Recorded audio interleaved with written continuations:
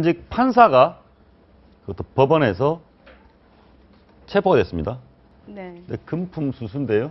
내용도 참 썩 좋지 않습니다. 네. 개인 전세금, 주식 투자 명목. 처음이죠.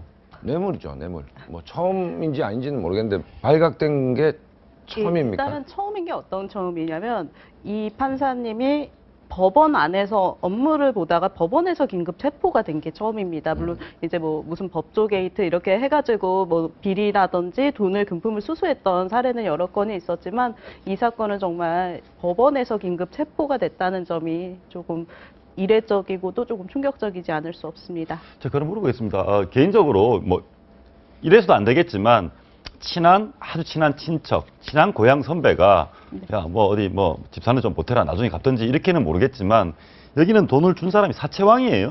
그럼 그렇게 깨끗한 사람이 아닐 거 아닙니까? 뭐 이 도박판에 이 전주 노릇을 해왔다. 그리고 또 명동에서 사채왕이다. 그리고 또 뭐 마약에도 관계돼 있다. 거의 모든 종류의 범죄에 이 골고루 연관된 일종의 종합 상품격인 인물인데요. 이런 인물을 갖다가 이제 검사에서 판사로 전직을 했어요, 이 판사가. 예. 보통 검사에서 판사로 전직할 때는 향판이라고 부르는 걸로 나는 어떤 지역에만 오래 있겠다 이럴 때 전직을 하는 경우가 있더라고요. 그래서 전직하기 직전에 이 사람을 소개받아서 알았다라는 부분으로 봐서 뭐 예. 친척이라고 하지만은 그건 뭐 별 의미 없는 이야기고요. 제가 봤을 때 아예 그냥 스폰서를 하나 구한 거 아닐까 이렇게 생각도 듭니다. 예. 박사님, 그거 하나 물어보겠습니다. 그래서는 안 되겠지만 이런 사건이 비일비재한데 이 사람이 발각이 된 겁니까? 아니면 판사 쪽, 법원이 전반적으로 과거에는 깨끗했는데 최근에 좀 개인적으로 일탈된 사람이 한둘 나오는 겁니까? 물론 뭐 순수히 저 개인적 생각이지만 뭐 빙산의 일각이라고 봐야 되지 않겠나 봐지는 게 빙산의 일각이다. 네, 왜냐면 이 판사 재판부라는 게 견제받지 않는 권력이지 않습니까? 그렇기 때문에 국민들이 뭐가 있는지 알 수가 없는 일이죠.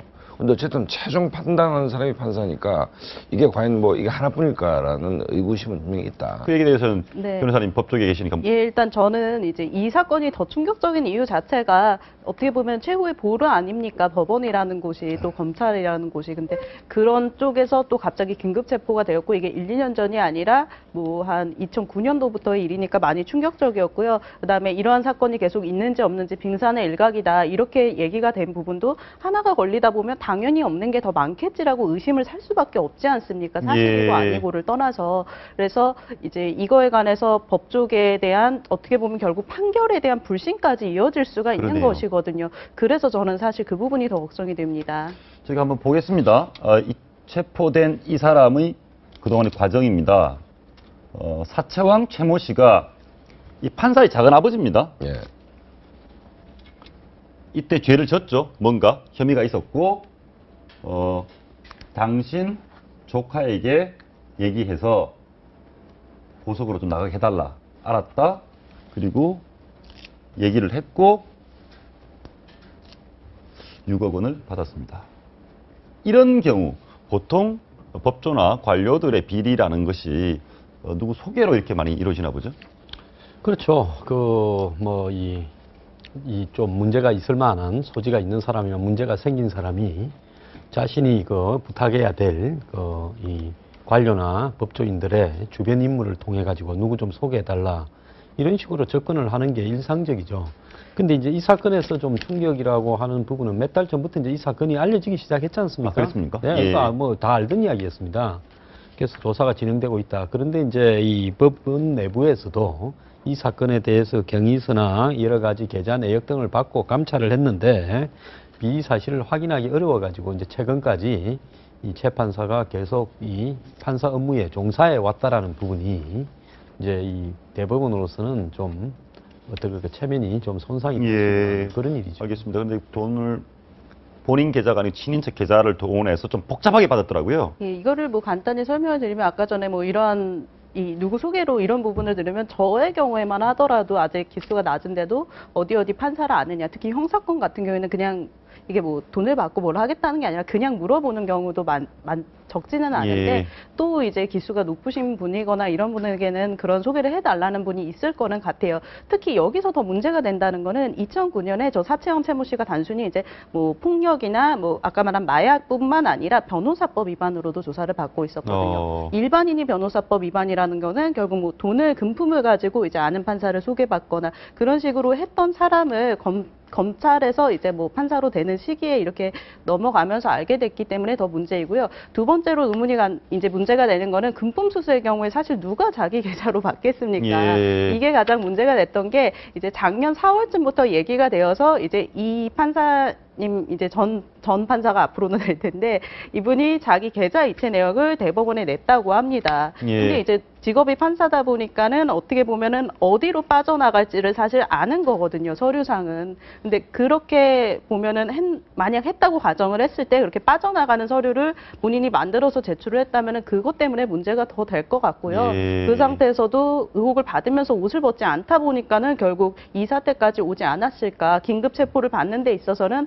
이제 단순히 돈을 받는 게 아니라 대가성 부분에 대한 결정적인 단서를 검찰에서 이제 잡았기 때문에 그렇게 되었다고 들었거든요. 제가 빙산일각이라는 건 구치소에서 이제 보통 있는 사람들이 이제 모의법정을 안에서 한답니다. 심심하니까. 아, 그러니까 감옥에 있는 예. 배수들끼리 그렇죠. 모의법정을 모의법정을 A라는 사람이 있으면 당신 쟤는 뭐다 소장이 그 구치소로 오지 않습니까? 예. 판사가 김계똥이다 이렇게 하면 변호사를 누구를 샀느냐 예를 예. 들어서 김계똥 판사와 잘 아는 사람이냐 그러면 뭐 당신은 뭐 예를 들어서 집행유예다 뭐 이런 얘기들을 하니까 기본적으로 구치 재판을 받는 사람들은 자기 재판관이 누구와 인연이 있는지를 볼 수밖에 없는 것이고 그 네트워크를 찾을 수밖에 없는 것이죠. 진영적인 경우 아닙니까? 삼촌한테 예. 얘기했다는 것이고 어쨌든 이게 참 근데 저 경우는 마치 영화의 요즘 뭐 느와르 영화의 주인공들처럼 그 항상 범죄 근처에 왔다 갔다 하는 사람이 이 자신의 그 이 범죄 행위를 그 미리 대비해 가지고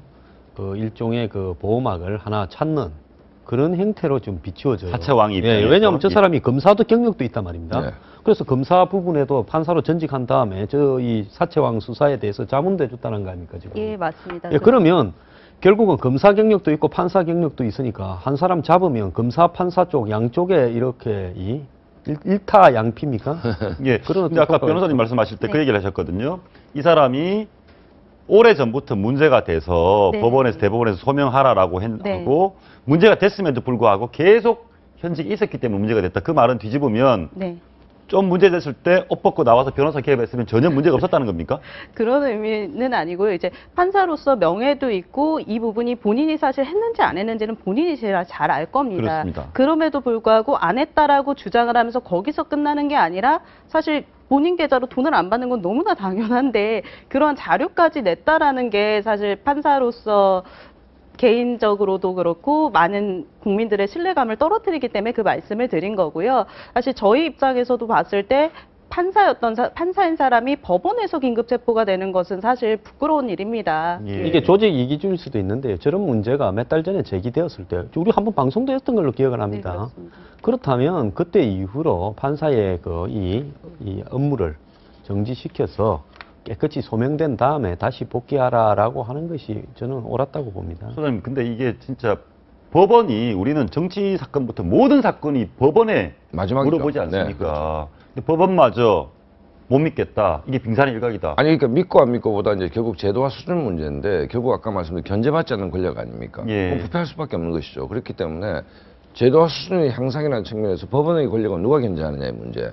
이게 좀 공론화돼야 된다 생각합니다. 법원은 누가 견제됩니까? 일단은 원칙적으로 말씀드리면 헌법상 이제 재판에 관해서 판사는 독립된 권리를 가지고 있기 때문에 어디서 침해를 할 수가 없고 그 판결의 내용이라던가 재판 중의 사건에 대해서는 수사를 할 수가 없습니다. 그래서 일단은 신뢰가 가장 문제되는 집단일 수가 있고요. 그다음에 두 번째로 말씀을 드릴 게 아까 그러면 옷 받고 나와서 변호사를 하면 되느냐라는 부분도 있는데 사실 저렇게 뭐 여러 가지 얘기가 나와서 이미 방송까지 한번 얘기가 나왔던 부분이고 이러면은 이제 대한변호사협회라던가 변호사 등록 신청을 할 때 최근에는 이제 그거를 기각을 하는 사례도 있군요. 어느 정도 있고 그 부분을 저는 좀 더 강화를 해야 된다고 예. 생각을 합니다.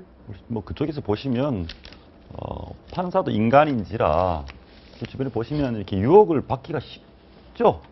취한다. 굉장히 많겠죠. 일단은 저는 이 법을 보고 생각난 게 저희 김영란법 한참 얘기가 많지 않았습니까? 몇억을 떠나가지고 판사랑 식사를 하는데 밥값이 나오면 판사 아닌 사람이 무조건 결제를 하고 싶을 것 같아요. 저라도. 그렇죠. 그런 유혹이 많기 때문에 이거는 어떻게 보면 개인적으로 유혹이 많을 수밖에 없는 데다가 또 법적으로 이 사람의 판결권을 제재할 수 없는 부분이 있기 때문에 이 부분에 대해서는 앞으로도 좀 이 정확한 제도적인 장치가 필요할 것 같고 김영란법이나 이런 거를 좀 인적인 부분을 촘촘하게 새로 정비를 해가지고 시행을 했으면 좋겠습니다. 알겠습니다. 그것도 이 사건에서 궁금한 게 이 네. 사람이 뭐 그런 논란이 됐는데도 네. 최근까지 현직 판사를 유지했다는 것은 결국 뭐 국민들 입장에 제 식구 감싸기 아니냐, 계속 뭐 넘어가려고 했던 거 아니냐 이런 얘기도 할 수 있거든요. 예, 그렇죠. 한국의 이 관료 사회나 법조계에서 이 자신들만의 이너스크를 유지해 가지고요. 어떤 형태로든 그 자기 소속된 구성원에 대해서는 굉장히 그 보호해 주려는 속성이 강하죠. 그런 예. 부분들이 결국은 어떤 부패를 갖다가 또 언닉하는 수단이 되고 있기 때문에 이제는 공직사회에서 이런 어떤 부분에 있어서 철저한 이 자기 반성이 있어야 될 거라고 봅니다. 그래서 뭐 저도 여기서 한 말씀 더 드리자면 이게 거의 한 10개월 정도 얘기가 진행되지 않았습니까? 아까 말한 대로 일단은 본인 계좌로 안 받기 때문에 어느 정도 시간은 필요했을 것 같아요. 그 다음에 여기서 중요한 게 이 사람이 단순히 6억을 받은 게 아니라 6억은 정말 사채업자한테 내가 사채로 돈 빌렸다 이렇게 하면 저희가 또 할 말이 없지 않습니까? 그런데 중요한 거는 판사한테 돈을 빌렸거나 줬거나 대가성이 있어야 되는데 그 부분 자료를 이제 찾는 데 있어서 그래도 시간이 좀 더 이렇게 좀 필요했을 것 같고 단순한 감싸기로 보기엔 조금 어려운 부분이 예, 있을 알겠습니다. 것 같습니다. 마지막 하나 더 물어보겠습니다. 이 사채왕이 평소 이런 얘기를 했답니다. 내가 검사, 판사, 검찰 수사관, 경찰까지 수십 명을 관리하고 있다.